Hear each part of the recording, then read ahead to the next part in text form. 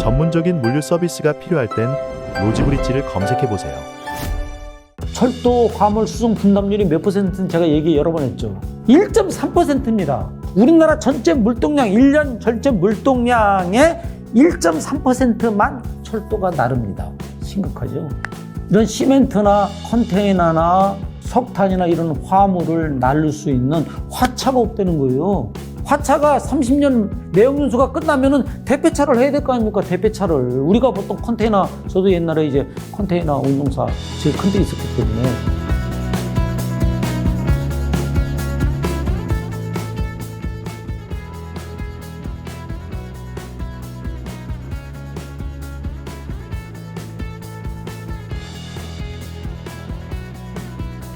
철도 공사가요, 놀라지 마십시오. 이런 시멘트나 컨테이너나 이런 석탄이나 이런 화물을 나를 수 있는 화차가 없다는 거예요. 아니, 이게 제가 깜짝 놀란 게 뭐냐면요. 제가 코레일에 근무하던 2000년대 중후반, 그때 화차가 13,000량이 있었어요. 제가 지금 뚜렷이 기억합니다. 13,000량. 지금은요, 이게 10,000량도 안 돼요. 왜 그래요? 화차의 내역연수가 몇 년인 줄 아세요? 30년입니다. 30년이 벌써 흐른 거지. 제가 그만둔 지가 2008년 말에 그만뒀으니까 17년 돼가죠. 그러니까 16년 사이에 벌써 30년이 다 된 거지. 그러면 어떻게 해야 돼요? 화차가 30년 내역연수가 끝나면은 대폐차를 해야 될 거 아닙니까? 대폐차를. 우리가 보통 컨테이너, 저도 옛날에 이제 컨테이너 운송사 제일 큰 데 있었기 때문에 보통 이제 컨테이너 차가 한 11년, 13년 되면은 대폐차랍니다. 옛날에 제가 이제 그 보면은 그때 이제 차를 대폐차 할 때 이제 살 때 보면은 보통 13년을 기준으로 해요. 13년 동안 울고 먹고 폐차하는 거지.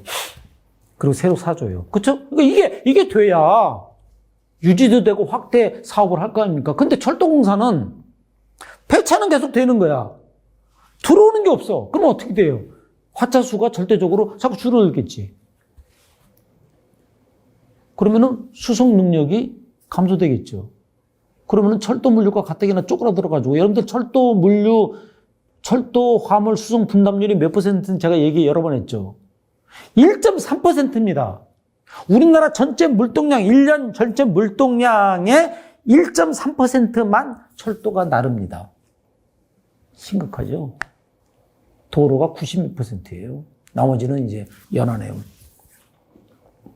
그러면 톤 기준해가지고 제가 코레일에 있을 때 6.4까지 올려놨어요. 6.4. 여러분들 제가 코레일에 있을 때 6.4가 기록이에요. 분담률. 그리고 컨테이너가 10%. 뭐 엄청난 기록을 세웠거든요. 지금 어떠해요?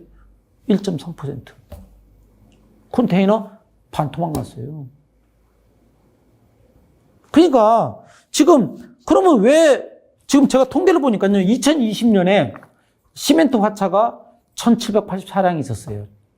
제가 2008년에 그때 마지막 그만두기 그 해에 시멘트 화차가 3,000량 이상 있었습니다. 그런데 10여 년 만에 1,784량이 된 거야. 3,000량이 넘었는데, 그럼 그 마이너스가 다 뭐죠? 그냥 폐지된 거야. 새로 안 돌아왔다는 얘기지. 투자를 안 한 거지. 그리고 작년에 1,335량으로 완전 꼬꾸라졌습니다. 여러분 생각해보세요. 아니, 4년 만에 1,784량에서 1,335량이야. 그럼 이게 몇 량이 준 거야? 449량이 줄었습니다. 심각하죠? 올해는 어떠냐? 299량이 또 폐차됩니다. 그러면 몇 량이 돼요? 이거 빼면은 1,040량밖에 안 남는 거예요. 그러면 뭐예요? 제가 2008년에 있었을 때 시멘트, 벌크 시멘트 조차 화차가 3,000여 량이 있었는데 지금 1,000량이 된 거야. 근데 제조를 잘 안 하는 거예요. 제조를 안 하는 이유는 두 가지입니다. 코레일이 돈이 없어요. 두 번째는 민간업자가 사유화차를 만들면 되는데 안 만듭니다. 왜? 아니, 내가 만들면 왜 내 돈 들어서 만들어도 운임도 뭐 옛날처럼 깎아주지도 않지. 잘 안 깎아주지. 왜냐면 할인율이 많이 줄었거든요. 철도가. 그리고 민간 기업이 이걸 투자를 왜 해야 됩니까? 여러분들 이런 거 똑같은 거야. 화물차를 운송하는데 화주가 화물차 사는 거야. 이게 말이 됩니까? 말이 돼요. 왜? 아니, 그러면 철도가 그러면 모든 걸 다 준비하면 그만큼 운임에 얹어받아야 될 거 아니야. 근데 그걸 운임을 그렇게 얹어받지 못해요. 왜? 도로가 있으니까. 결국은 여러분들이 이런 거야. 이 철도는 특수하기 때문에 화주들이, 운송사나 화주들이 화차에 투자를 해왔어요. 지난 수십 년간. 그 대가로 운임을 저감해 준 겁니다. 이게 상생을 한 거야. 그러다가 최근에 한 15년 전, 제가 있을 때 이제 15년 전, 제가 그만두고 나서 15년 전부터는 상생을 안 하는 거야. 이제 아예 뭐 투자하지 말자. 도로로 하자. 왜? BCT로 가자 이거지. 왜? 지입되니까. 화물 지입차 좀 와봐. 그럼 뭐 날르고 당신 책임지고, 당신이 차 사고, 당신이 사고 난 거 다 책임지고, 편하잖아. 그쵸? 문제는 이제 대량 운송이 좀 안 되는 거지. 그렇지만 일단은 편하잖아. 그러니까는 꾸역꾸역 그렇게 해온 거야. 그러다 보니까 지금 상당히 심각한, 지금요. 그래서 결국은 1개 열차가, 시멘트 1개 열차가 1,050톤을 날른다. 근데 화차가 없다. 화차가 폐차되고 있다. 그러면 대폐차를 해야 되는데 돈이 없다. 코레일은 돈이 없어요. 여러분들 코레일이요. KTX 돈 잘 벌어요. 근데 뭐가 까먹어? 제가 얘기했잖아. 새마을 무궁화, 화물열차. 이게 까먹는 거예요. 그 중에서 화물열차가 절반을 까먹고 있어요. 그러니까 여러분들 철도공사의 부채가 얼마인 줄 아세요? 20조. 네, 20조. 20조 중에 최근에 보면은 물류 쪽에 절반의 기여를 하고 있는 겁니다. 적자에. 나머지 절반은 뭐야? 새마을 무궁화, 통근열차 이런 거. 이익 나는 건 뭐야? KTX입니다. KTX 비싸잖아. 서로 털라고 하잖아. 그렇죠? 여러분들 KTX 금요일 날, 월요일 날 자리 없잖아. 근데 KTX는 논하는 거예요. 잘 만든 거지. 문제는 뭐야? KTX에 돈 번 거 어디다 꼬라박아? 새마을 무궁화, 화물열차에. 근데 새마을 무궁화 안 할 수 있어요? 많이 줄였다고. 옛날에 새마을 무궁화가요, 여기 100개 열차 있으면 지금요 20개 열차밖에 없어요. 많이 줄였어요. 왜? 돈 안 되니까. 하지만 없앨 수는 없어. 왜? 국토부에서 못하게 해요. 대국민 서비스다 이거지. 공공성이 있다 이거지. 여기는 공공성이 있잖아. 못 없애는 거예요. 다만 줄이지. 그러니까 이게 새마을 무궁화 타기가 힘든 거야. 근데 이제 물류는 어때? 물류는 이건 뭐 BCD도 있고 컨테이너도 차도 있고 꼭 해야 돼? 이렇게 되는 거예요 지금. 근데 사실상은 우리가 녹색 성장 탈탄소 2050년 탈탄소 목표를 달성하려면은 철도를 많이 해야 되는데 안 하고 있어 우리나라는. 외국은 하고 있는데 미국은요 철도 화물 분담률이 40%입니다. 저기 캐나다가 41%야. 세계 1위입니다. 미국이 20%가 넘어요. EU가 한 10%대. 우리나라만 1.3%야. 왜? 사이로를 못 만들게 하는 거지. 님비다 이거지. 우리 동네에는 폐수처리장, 화장장, 사일로, 컨테이너 CY, 그쵸? 재활용, 처리장, 이런 거 안 된다 이거예요. 뭐 장애인 시설부터 해서. 이게 뭐야? 이기주의 아닙니까? 님비. 그러면 안 돼요. 누군가는 해야 되잖아. 이게 국가 물류의 혈맥 아닙니까? 그렇죠? 그러니까 지금 현재 코레일이 돈이 없어. 그러니까 적자가 지금 엄청나요. 20조야, 부채가. 적자가 한 1년에 한 1조씩 나요, 거의. 그럼 이제 물류 부분이 문을 닫아야 되는데 이게 못 닫아요. 왜? 저기 지금 사람들이 32,000명이나 있잖아요. 제가요, 철도공사에 딱 들어가니까요, 2005년 말인데, 32,000명이 있었어요. 근데 계속 줄여가지고, 왜? 이게 3만 명이 30년 근무를 하면요, 1년에 1,000명씩 퇴직을 합니다. 그렇죠?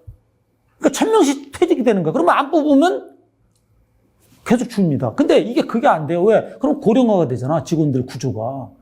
역삼각형이 되니까 이게 항아리 구조가 돼야 되잖아. 아니, 이게 피라미드가 돼야 되잖아. 그러니까 어떻게 돼? 계속 뽑는 거야. 코레일에서 뽑잖아. 막 2,000명, 3,000명씩. 그렇죠? 그러니까는 더군다나 문재인 정부 때부터 이게 비정규직을 정규직으로 다 해버렸어요. 인국공이 그렇잖아요. 인국공이 지금 어제 뉴스 났잖아요. 자회사, 공항공사 자회사가 주차 관리하는 사람이 120명인데 정규직이라잖아. 마찬가지예요. 코레일이 말이죠. 이 문재인 정부 동안에 모든 직원들을 다 정규직화해버렸어요. 여승무원부터 시작해가지고 복직시키고. 그러니까 어떻게 돼? 인건비 원가가 올라갈 수밖에 없지. 가뜩이나 원가가 세계 1위인데. 여러분들, 코레일이 말이죠. 이 매출 원가에서 차지하는 인건비 포션이 아마 세계 1위 될 겁니다. 그러니까는, 화차가 제일 중요하잖아. 아니, 우리가 화물을 운송하려면 뭐가 있어야 돼? 운송수단이 있어야 되잖아요. 운송수단이 열차는 뭐야? 화차잖아요. 기관차하고. 돈이 없어요. 기관차 매연 빡빡 붓고 말이죠. 전기로 바꿔야 되잖아. 하이브리드로. 못하고 있어요. 거기다가 화차 13,000장 있는데 지금 꼬꾸라져가지고 몇천 장 없어요. 거기다가 가장 중요한 벌크 시멘트가 이제 우리가 컨테이너하고 이 양대 산맥이에요. 여러분들 코레일의 이 화물철도의 매출 1, 2위가 어딘지 아세요? 컨테이너하고 벌크 시멘트예요. 근데 돈이 없어가지고 화차를 제조 못한다? 발주를 나갔어. 근데 제가요, 발주할 때도 제가 보니까 발주를 했는데 납품이 안 돼요. 그래서 제가 재작년인가? 그때 의왕아시티 제가 가봤어요. 왜 납품이 안 되나 업체를 찾아가 보니까 무슨 말도 안 되는 소리 하는 거예요. 화차를 다 만들어서 납품하려고 그랬더니 안 받겠다는 거예요. 무슨 자기들 코레일의 차량본부 노조에 자기들이 만든 기준이 있는데 그 기준에 안 맞다고 거부한대요. 국가에서 만든 그 형식 승인이나 다 기준에 적합해가지고 인정을 받았는데 코레일의 노조가 무슨 자기들이 만든 무슨 매뉴얼이 있대나 그게 그래서 이분이 소송하고 말이죠. 그건 내가 그랬어요. 이게 무슨 이런 회견 일이 다 있나? 아니 화차가 3년 전에 납품이 돼야 되는데 3년 동안 납품이 안 되고 있는 거예요. 가뜩이나. 결국은 뭐냐면 제가 왜 이런 말씀 드리냐면 시멘트 업계가 지금 힘들다 이겁니다. 가뜩이나. 생산량 줄죠? 그렇죠? 원자재가 오르잖아. 시멘트의 원자재가 뭐예요? 유연탄이란 말이야. 유연탄이 값이 엄청 올랐잖아요. 운송비 오르지? 해상 운송비? 그 다음에 유연탄값 오르죠? 인도네시아, 호주에서. 그렇죠? 그러니까 거기다 사이로 없어지지? 거기다가 화차 만들 돈이. 그러니까 옛날에 시멘트 회사가 잘 나갔다니까 엄청 돈 벌었어요. 연봉도 세고. 근데 지금은 시멘트 회사가 이제 이렇게 쇠락합니다. 제가 이제 집안 아는 사람이 시멘트 회사에 이제 부장으로 있어요. 그래서 제가 이제 솔직히 다 알지. 물어보고. 너무 어렵다 그러더라고. 자기가 지금 정년 이제 앞두고 있는데 정년까지 버텨본다고 그 말을 하더라고요. 그래서 이게 시멘트 회사가 이제 옛날의 아니구나. 결국은 우리가 철도 물류를 활성화하려면 여러 가지가 필요합니다. 유효장도 확보해야 되고, 여러 가지 인프라라든지 선로 사용료도 깎아주고, 많은 게 있어요. 인건비, 인력 구조도 바꿔야 되고, 전환 배치도 돼야 되고, 이런 굉장히 많은 이슈들이 있는데, 그 중에 하나가 운송 수단인 기관차하고 화차를 빨리 바꿔줘야 돼. 돈이 없다 이거지. 그럼 어떻게 해야 돼요? 아니, KTX에는 막 때려박아, 돈을. 그쵸? KTX 맨날 뭘 바꾼다, 청룡을 들어온다, ITX를 새로 만든다. 거긴 투자 많이 해요. 고객 만족 많이 하죠? 화물에 투자하는 거 봤습니까? 별로 없어요. 가끔가다 한 번씩 화차 한 100년 만들고 말이죠. 그렇게 해가지고는 될 수가 없어요. 그거는 이제 문 닫는 길이지. 결국은 철도 물류를 이용하는 고객들이 누구야? 화주하고 운송사입니다. 컨테이너는 운송사예요. 그 다음에, 이 시멘트하고 광석, 석탄 이런 거는 화주들이에요. 제조공장. 철강, 포스코전. 이 사람들이 떠나는 거예요. 어딜? 코레일을. 왜? 이거 화차도 없지? 열차는 자꾸 줄어들지? 운임은 올라가지? 불편한 건 여전하지? 바뀐 게 없잖아. 혁신이 없잖아요. 우리가 지금 보세요. 여러분들 지금 풀피몰드 센터니 로봇 집어넣어가지고 대구 FC 쿠팡은 말이지 몇천억 들여가지고 모든 걸 자동화하고 이런 혁신이 있는데 AI가 구매 패턴을 말이야 주문 패턴을 읽어가지고 말이야 미리 다 갖다 놓고 말이야 이런 세상에 철도 물류는 그대로라니까. 변한 게 없잖아. 경쟁력이 없죠. 그럼 문 닫아야 되는데 문을 못 닫고 있잖아요. 왜? 아유, 뭐 전기줄 다 만들어 놓고 뭐 구조조정 하려고 그런 말이죠. 뭐 노조에서 반대하죠. 그냥 가르치죠. 해고된 사람 다 복지시키고. 전원 배치도 막 거부하잖아요. 예를 들어서 잘 보세요. KTX가 지금 춘천 생겼죠. 강릉 생겼죠. 지금 뭐 서해안선도 이제 이번에 개통됐잖아. 뭐 KTX는 아니지만. 그러면 이제 앞으로 이제 뭐 충북 뭐 많이 생겨요. 그 다음에 동해선도 이제 개통이 됐잖아. 동해, 남부, 중부, 북부 개통됐죠. 그러면은 거기에 많은 인력이 투입돼야 돼. 그러면 어디서 빼야 돼? 기존에 있는 남아도는 부서에서 글로 가야 돼요. 가고 있지. 그러나 공기업의 특성, 그렇죠? 또 대기업 노조의 특성이나 공기업의 특성은 노조가 싫다면 못 가는 거예요. 그러니까 그런 것들이 힘들지. 그러니까 전환 배치가 힘든 거지. 회사 사장 입장에서는, 공사 사장이나 경영진이나 국토교통부 입장에서는 힘든 거예요.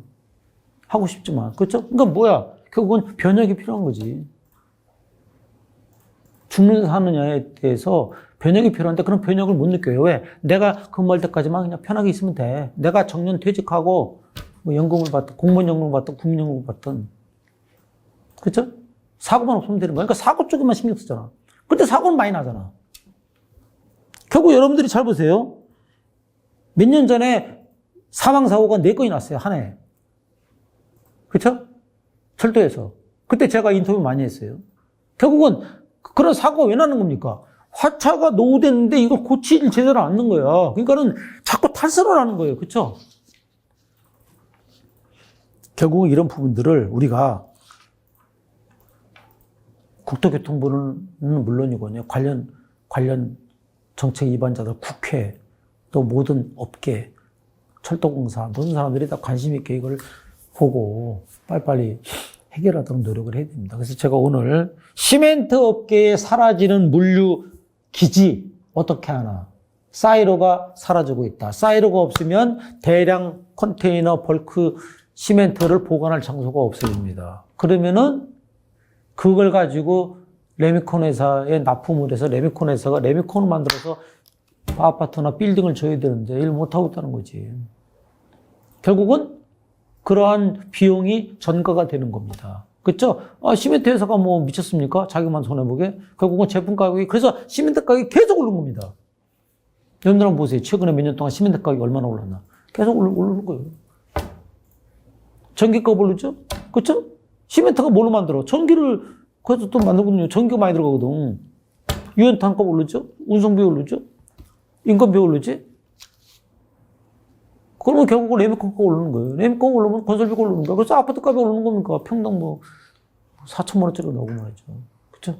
그래서 이런 부분들이 저는 이게 오래된 얘기입니다. 새삼 들어온 얘기가 아니고 이 철도공사의 철도 물류기지, 사일로나 컨테이너 CY, 그렇죠?